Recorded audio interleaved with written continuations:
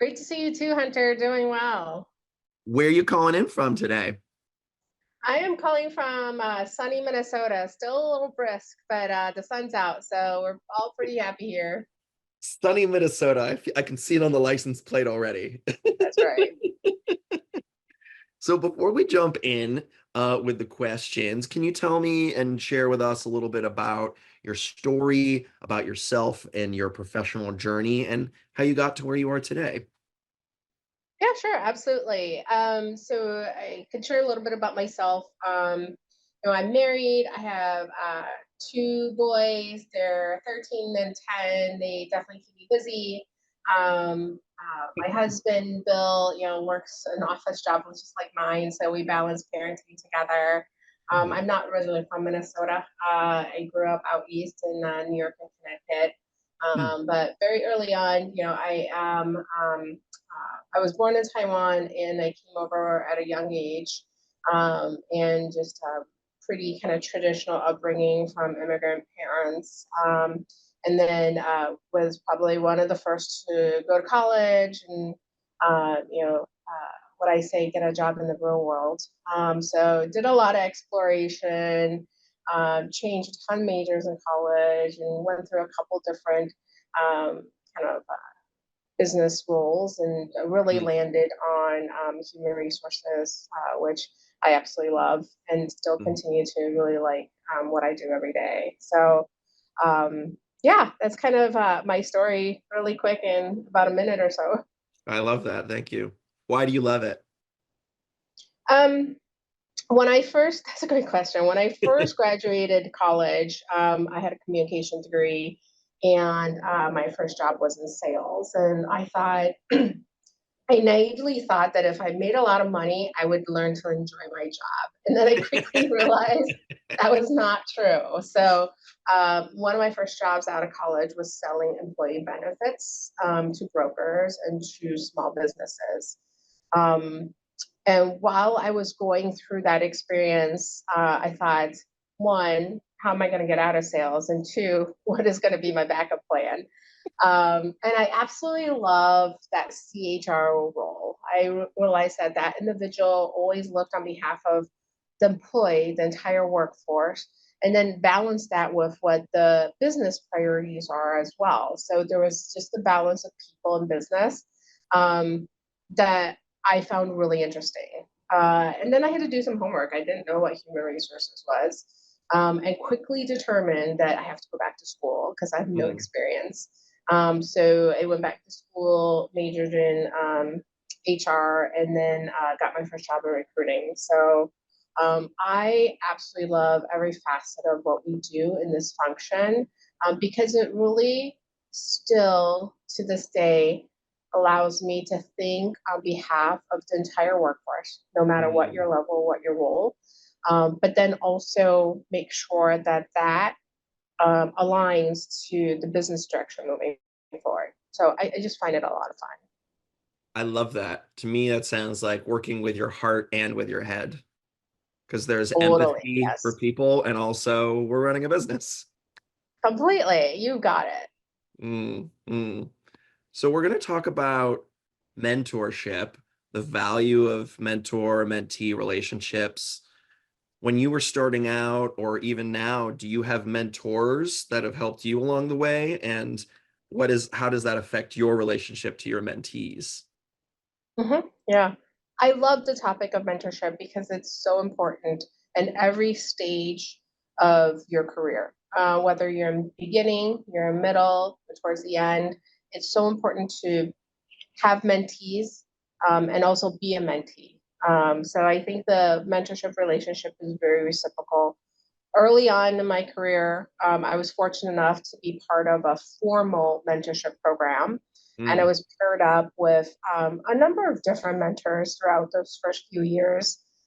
Some that I really connected with, others that I didn't have that personal connection, but I still learned a lot from the experience. And I continued down that journey. And I still continue to keep in touch with a lot of my mentors, back mm, decades ago now. And we keep in touch, and they're just, they follow my career, I follow where they're going, we connect for lunch sometimes. And I just think that it's made me a more well-rounded individual in the workplace, Mm. and also personally as well. Nowadays, I still have a lot of folks that I mentor, and then also I have what I call my own board of directors. So they could be coaches, mentors, just people that I surround myself with, um, uh, to share in kind of good news, but then also to kind of open that up and say, I'm having a problem, or this is something I'm running into. I need someone else to help me think through. So I would encourage everyone, no matter what stage they're in their career, to be in a mentorship relationship, whether it's being a mentor or mentee. I love hearing about celebrating the wins and also asking for help with the challenges. And I also love that you refer to them as your board of directors. That's wonderful. I've also heard some people was like, oh, these are my Fab Five, they can be your circle of trust, whatever you want to call it, right? It's like whatever feels Mhm. right.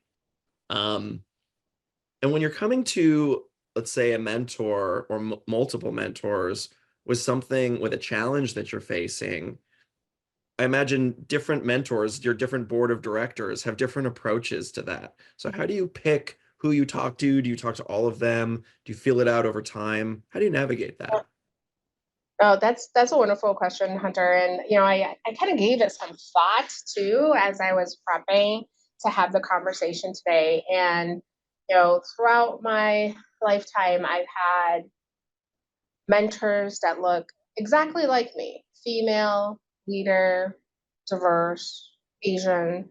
And then I had ones that look completely not like me at all, whether it's physical looks or whether it's coming from a different role or different part of the US or not even in the US. And what I find is I do tend to think about what am I running into and who should I talk to? And Mm, oftentimes there's situations where I feel like I'm running into this. Is it because I'm female and Asian in the workplace, right? And then I go to that individual that looked kind of like me, but was probably 15, 20 years ahead in her career. And she was just so honest and raw, and she would just share like what goes well, what doesn't go well.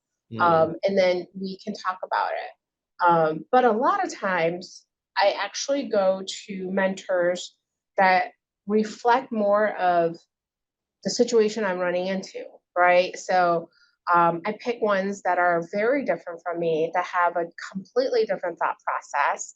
If I'm more analytical, I want someone who's got woo and very creative, right? To say, I'm running into this. Why am I like, what am I missing? And then they will usually say, well, I'm seeing this situation from my perspective, and it's totally different from mine. So I'm like, oh, okay. Well, that's probably why we can't kind of come to agreement. So mm, I mm. do tend to be very deliberate in who I seek out, and sometimes I seek out a couple folks, just to make sure I'm getting the full picture.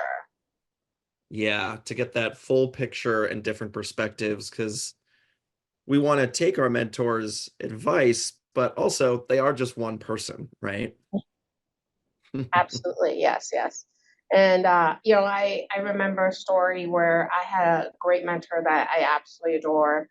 Um, and she had said, I think you need to speak up a little bit more in meetings, because when I don't hear you, um, I feel like, there's a lack of confidence in speaking up. And this was super early in my career. And I said to her, I go, well, that is really good feedback. I will learn to speak up more. I go, but I could be very clear with you that it is not due to lack of confidence. I, Mm, come up from a culture where you have to be respectful of the hierarchy, of the leadership titles. And I want to make sure that all of these leaders are, speaking up. And then I will take my turn. And oftentimes by that time, the meeting has ended. So I'm like, mm. I got to change my mindset. But I also took that opportunity to say, it's not due to lack of confidence. It's just my comfort level is different. I love that. That's such a great example of receiving feedback, hearing how it's perceived and also giving back information like, oh, I'm showing up this way, but that's not what's going on internally at all for me. Right. And that's where there's that reciprocal learning, right? As a Mhm. mentee, I learned something, but I also shared something that she learned about too. And she goes, I Mhm. didn't think about it that way, but now that you've brought it up, it makes sense. How do we make it so that you can feel comfortable growing into that, being able to speak in these groups with a lot of leaders? And she really helped. We kind of determined a couple different tactics where we would be in the same meeting and she's like, okay, this topic's coming up. What questions do you think of? And the first couple tries, she even said, Anne, I think you might have an opinion on this, right? Just kind of Mm. giving me an easy in. But it was one of those moments where I know, wow, I see the value of why we have this relationship. And I want to continue it with many different people for as long as I can. I love that. What are some other things you learned for that particular scenario? Because I imagine you are not alone in that experience of we want to hear from you, and yet it could be different reasons. For some, it might be cultural. For some, they might feel like it's not their place or they're the only whatever they are in the room. There's so many different versions of why someone might not speak up. I'm curious, Mhm. what are other tactics that really helped you? Um, I think you have to, for me, what has worked is um, I have to be comfortable being vulnerable. So, in order for me to kind of say I needed help, I had to actually open up and say, this is not what I'm comfortable with. Mm, So, I have to be vulnerable. And a lot of times, I don't think um, we all feel like it's a safe place to be vulnerable. All of our mhm. workplace, whether it's your role or where you're at, you might not want to open up, right? So I think um, trying to be vulnerable and asking for help isn't a sign of weakness. So Mhm. when I said that's my situation, I didn't really think of that as asking for help. But what she did was she said, you know what, this is something we all have to get better at. It's not just you. Mhm. And, it became a learning for everyone. So I would say if you can try to be vulnerable and just kind of state a situation or state like what you're going through, and you might not have the answers. And it's okay to say, I'm just feeling this, but I don't have the answers. I was wondering if we could talk about it. And maybe you might not come out with an answer, but people will know, like, they would be able to put themselves in your shoes and see like things from a different perspective, which is so Mm, important. So I'd mm, say that's probably one.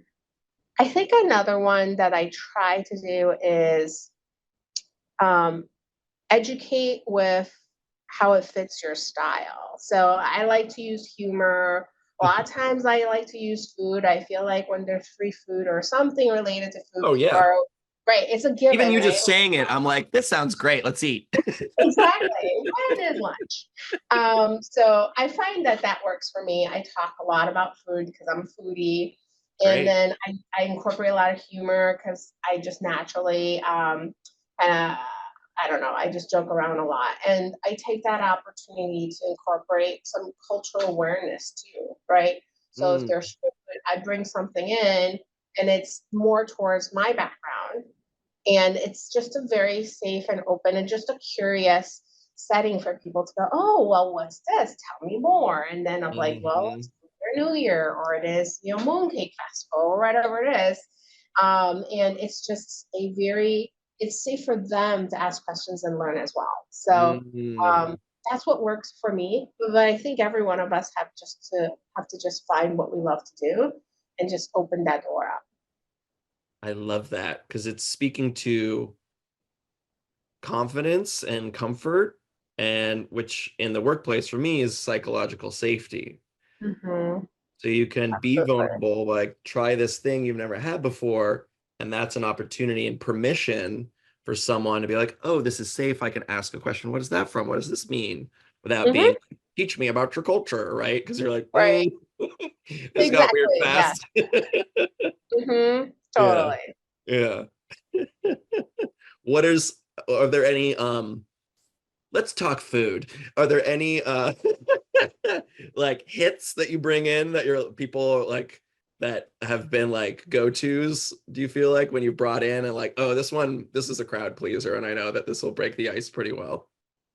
Oh yeah. So there's always two. So, I think Chinese cuisine goes from like very culturally diverse, like everybody, a broad audience would enjoy it, to like a very small audience would enjoy it. It is very niche. So Hmm. I try to start with kind of the very broad types. And there's kind of two that are guaranteed kind of conversation starters. First I would, and I think hopefully some people will find this humorous, who are listening, but I brought in cream cheese wontons once, right? And they're like, "Oh my God, this is so good. It's so delicious." I go, "I know it is." I go, "I like it too, but this has nothing to do with my culture." I go, "This is made up. This is Chinese American food." I go, "But trust me, I like the cream cheese. I like the crunchiness. I mean, this is what I make it too." And but then that opens up some conversation. What is authentic food? What is Chinese Mm. American? And Mm. then it's like Chinese American food. There's also Chinese American like people, right? You're Chinese, but you're born here. So we open up that conversation. Another one that I really like to bring in is sticky rice. You just cannot go Mm. wrong with sticky rice. Rice, Mhm. soy sauce, some type of meat. I mean, it's just deliciousness in all forms. And people are like, I've never had this in a restaurant. If they are kind of going to not as authentic restaurant, I'm like, well, yes, let's talk a little bit about this. So there's different forms of nationalities and different types of Chinese food. And Mhm. so, yeah, we kind of open up the conversation that way as well. So, yeah, I always think like food opens up all sorts of like smiles and warmth and just, that curiosity, Yeah. that we just have as human beings. If that's not a campaign for going back to the office or hybrid work environments, I don't know what is. Right? Oh, imagine like having like a potluck and just having all this Yeah. food. Like I come to work every day just for Oh, that. me too, same. Yep. So do you have mentees as well? Yes. I have mentees, and it's kind of funny, because I used to think having a mentee was giving back. So I've received so much value when I was a mentee earlier on in my career. So I started to become a mentor, and I thought I'm really giving back. I can help.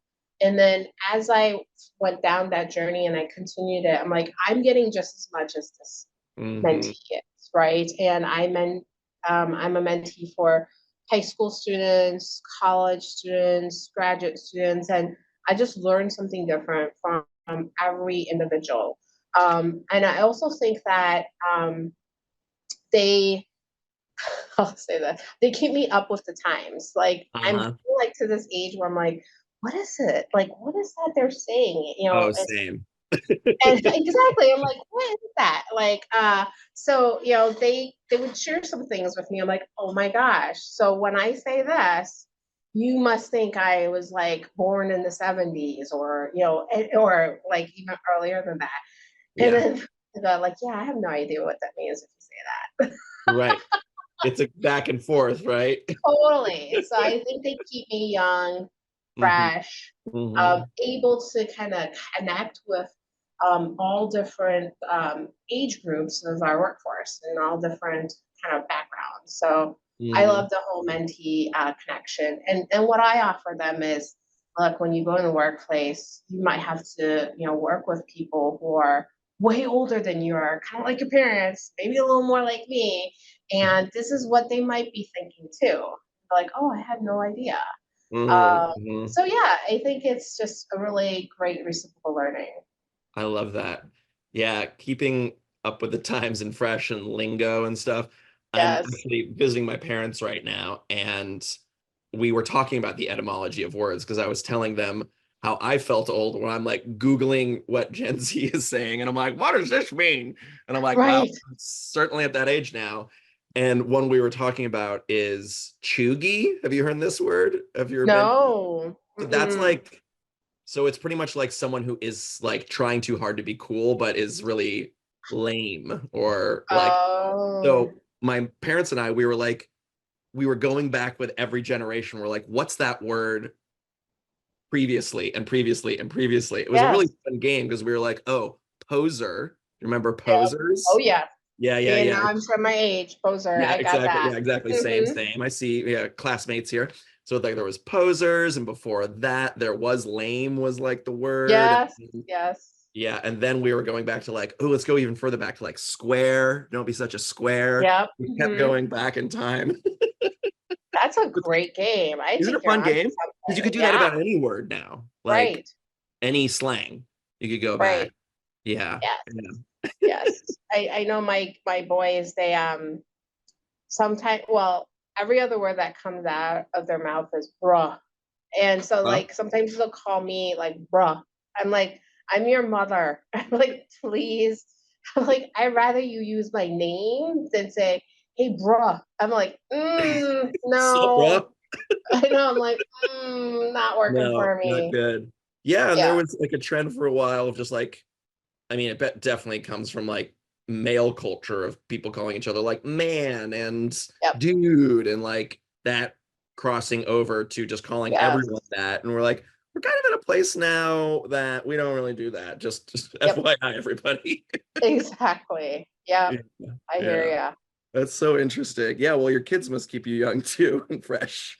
Yes, yes, yes. They keep me on my toes for sure. And you know, they give me the gift of constantly coloring my hair because it's like it's growing at a rapid pace. Like the things that I learned as a parent, it's very fulfilling, but it's also, a whole different level that I've never thought of before. Mm-hmm. But I love them dearly.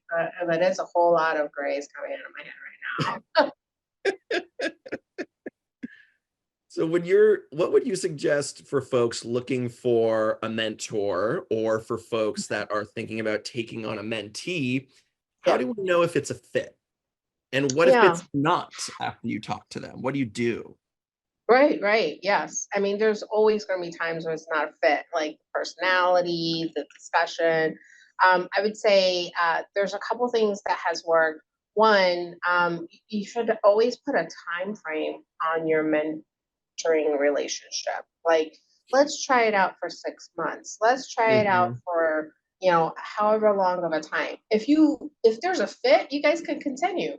But if there's not a fit, it's a natural end, right? It's been Hmm. 6 months. Thanks for your time. It's kind of Hmm. like taking a class. If you don't like it, there's an end. If you do like it, you pick out classes that are similar or similar professors. And that's exactly what I think of as a mentorship. There's a beginning, and you always should put an end to it.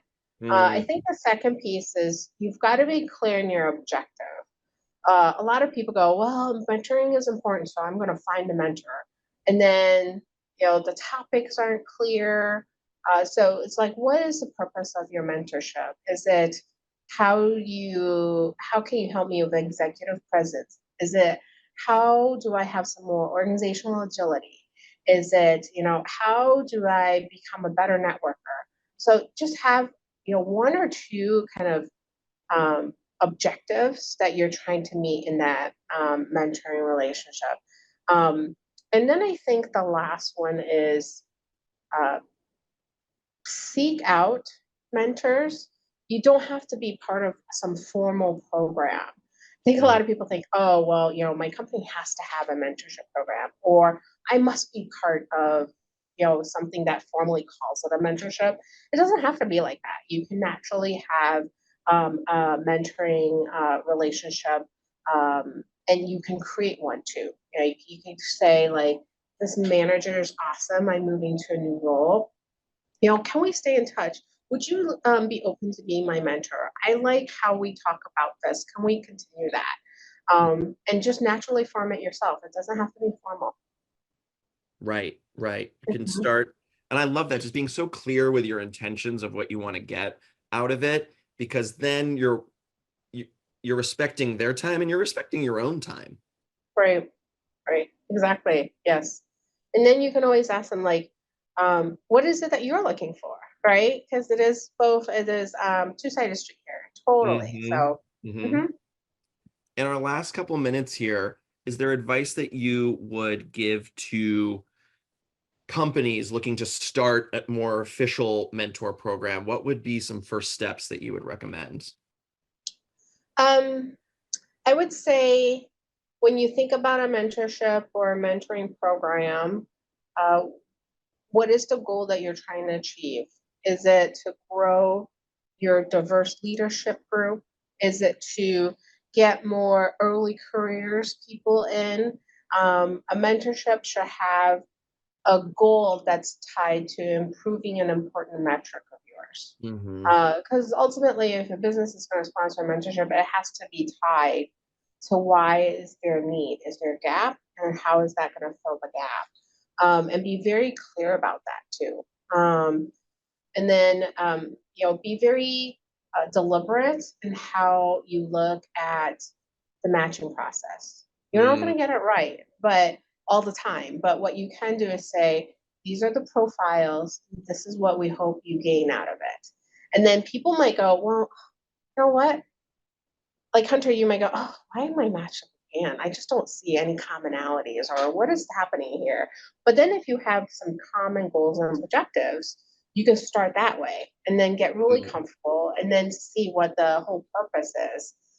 So kind of help the mentor or mentee start that conversation and help them kind of create that psychologically safe space. very good advice. And for the record, I would be honored if you were my mentor.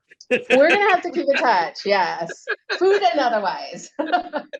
I mean, food, personality, humor, you're speaking my love Yep, languages. we're clicking. I feel it too. Well, and as we wrap up, is there one piece of advice you would go back and give yourself before you started your HR journey? Try out more things. Yes, just don't try to just stay in a lane. I think the younger you are in your career, the more you can try out new roles, different functions. Like just have some fun. If you don't like Mm, it, you can always try something else and continue to stay curious. I think that's what I would tell myself.